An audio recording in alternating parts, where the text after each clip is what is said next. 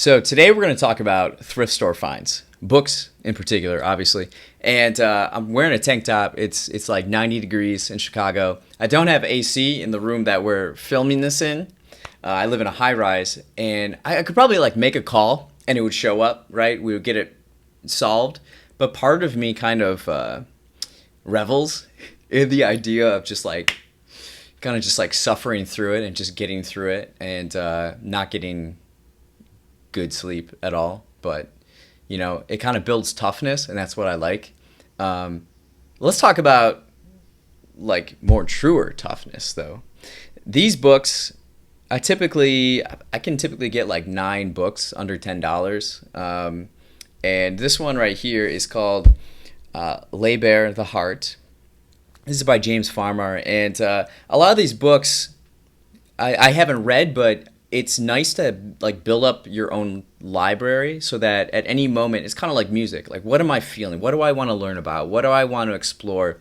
And this is someone's account of the civil rights movement, and I'm someone who I'm very curious about the 1960s. It's probably the decade I'm like most kind of familiar with outside the decades that I have lived, and because I think culturally and just like so much happened during that time, and I appreciate all the work that people put in to make the world better and in a way what it is now. I think people don't consider that enough. Like, throughout history, we are living in the result of the actions taken by people. And if you're someone who wants to create change in the world, you have to understand that you might not live to see that change. And you take small steps to just get the world to be better and better and better. So it's truly great people that we're living in the world today, and we can always get better, right? So we're gonna always work on that. This one's called Shanghai. I'm really interested in I went to Hong Kong. Obviously it's not Shanghai, but the rise and fall of a decadent city. I don't know too much about Shanghai. One of my best friends lived in Shanghai for a year, and he never talks about it, which is interesting. I remember him telling me, though, like, the internet there is very censored. I'm very curious about China and just all of that going on. And to parlay this, I have a book, A History of Future Cities, that I'm working on reading. And this one is basically, I didn't get this at a thrift store. A friend of mine, Sunshit, who he comes on and we talk about Yuval Harari. We like a lot of his ideas and books. Urban studies, sociology, cities. I just love all of that stuff. And this one is about 4 particular cities: St. Petersburg, Shanghai, Mumbai, and Dubai.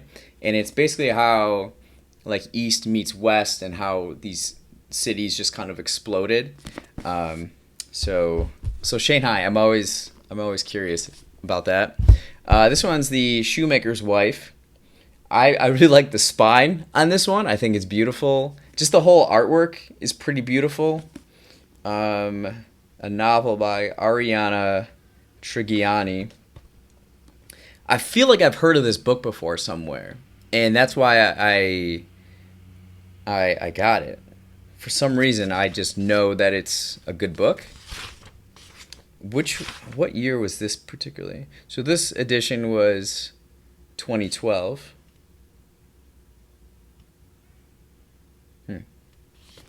I just think the cover is pretty beautiful. The colors. I'm someone who really likes Impressionist era paintings and color palettes. So I'm excited for this one. So this one is about The Shoemaker's Wife is something totally new and completely wonderful. A rich, sweeping epic which tells the story of the women and men who built America dream by dream. Yeah, I think I read that and I was like, yeah, I want this. So I got that. This one is Hillbilly Elegy. I know going to bookstores, I see this a lot, and I've heard quite a bit about it. And as someone who's come from a rural background, I've been told that I would enjoy this.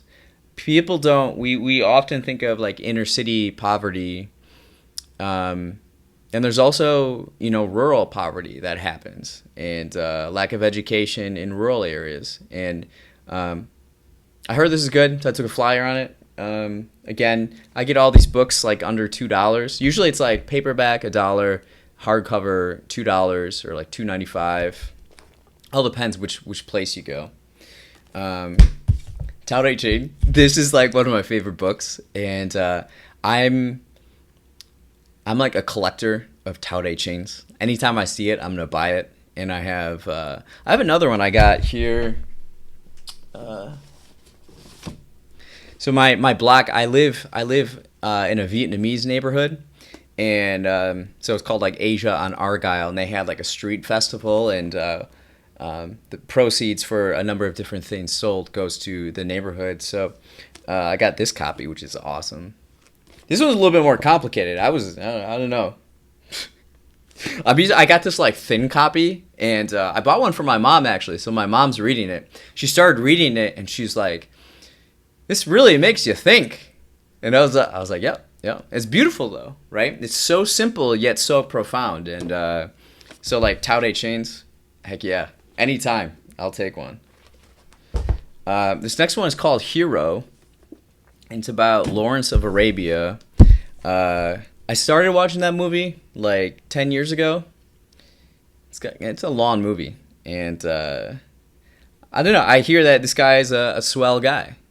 So this is his biography, The Life and Legend of Lawrence of Arabia. This is like, this is an Oxford scholar and archaeologist. Ooh, archaeologist. One of the 5 illegitimate sons of a British aristocrat. Okay, so quite an extensive bio here. This is heavy. This is a heavy book. If you could feel this book, go to the gym. You lift.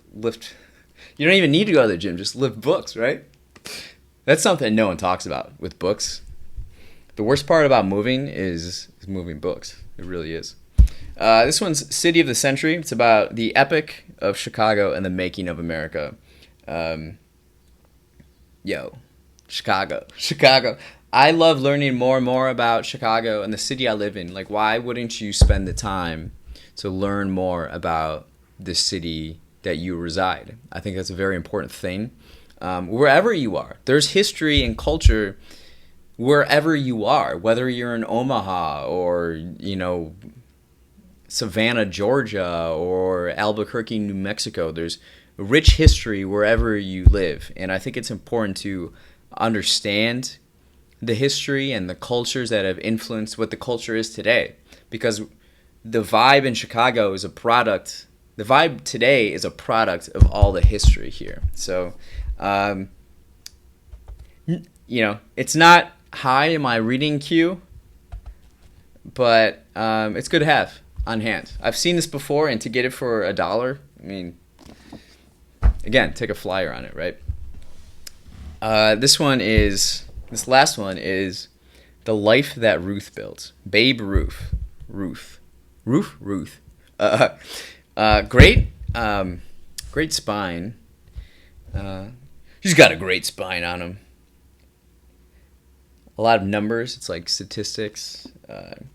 I'm curious most about like Babe Ruth as the person. The way he's talked about in history is really fascinating to me.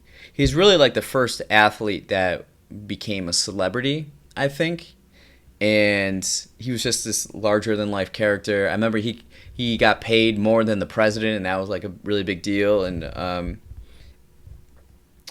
I guess he was really good at baseball too. I'm not as